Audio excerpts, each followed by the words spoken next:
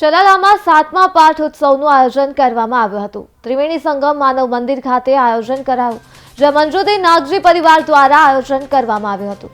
તો ગામના લોકોએ પાઠ ઉત્સવનો લાભ લીધો અને ગાયત્રી ધામના વડા પણ આ પ્રસંગે ઉપસ્થિત રહ્યા હતા।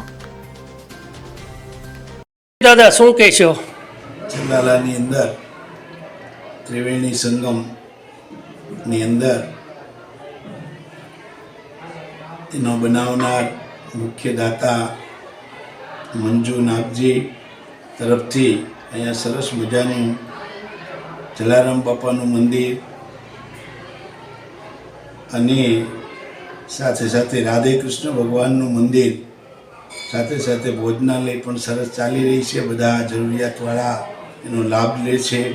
આજે સરસ 3 દિવસની કથાની અંદર સરસ વક્તા એવા રમાબેને સુંદર સત્સંગનો લાભ આપ્યો ગામ લોકોને।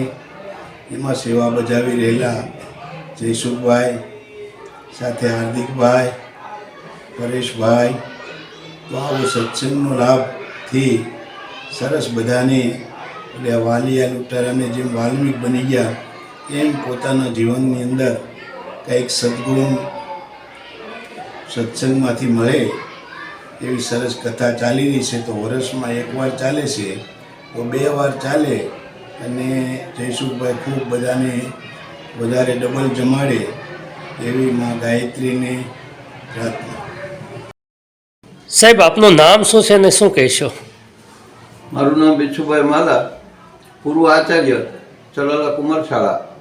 આજરોજ માનવ મંદિર ત્રિવેણી સંગમ ખાતે આજે જે સત્સંગ રમા દીદી હરિયાણીનો સત્સંગ 3 દિવસનો ચાલે છે એનો વાણીનો લાભ લેવા માટેનો અમને અવસર મળ્યો અને એ નિમિત્તે અમે અહીંયા હાજર રહ્યા।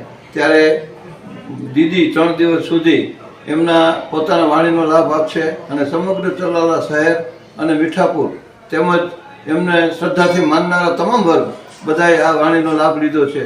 અને આવું આયોજન આ સંસ્થાના જે સંવાહક છે, જે જવાબદારીઓ સંભાળે છે એ એમને મંજુ દીદીએ સંપૂર્ણ રીતે એમ કીધું કે ભાઈ અહીંયા કાયમી ધોરણે પડેલાને ઊભા કરવા અને રડતાને છાના રાખવાનું કાર્ય જે ચાલે છે એ સરાહનીય છે। મંજુ દીદીને પણ ઈશ્વર એમને આરોગ્યતા આપે અને અહીં જે સંચાલન કરી રહ્યા છે એવાથી જયસુખભાઈ ચૌહાણ, પછી હાર્દિકભાઈ અને પરેશભાઈ તેમજ આજરોજ આ વાણીનો લાભ લેવા માટે ગાયત્રી પરિવારના સંવાહક શ્રી રતિદાદા પણ આજે અહીંયા હાજર રહ્યા અને બધાએ સાથે મળી અને દીદીના વાણીનો લાભ લીધો અને બધા લાભ લેતા રહે એવી અમારી અપેક્ષા।